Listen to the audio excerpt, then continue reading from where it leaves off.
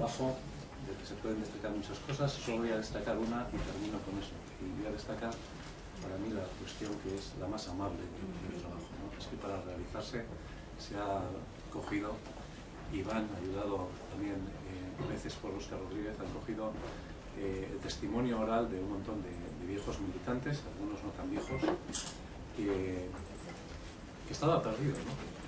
Yo creo que las organizaciones suelen tener sus urgencias y tomando como excusa esas urgencias se suele maltratar o al menos ignorar a menudo el testimonio vital y personal, sindical, militante de un montón de gente, ¿no? Y para mí que también la movilización tenga ese tratamiento especial, el testimonio de personas, de militantes, etcétera, tiene un valor enorme y que de alguna manera este trabajo les hace justicia en gran medida y supone un reconocimiento que desde luego nuestra organización desde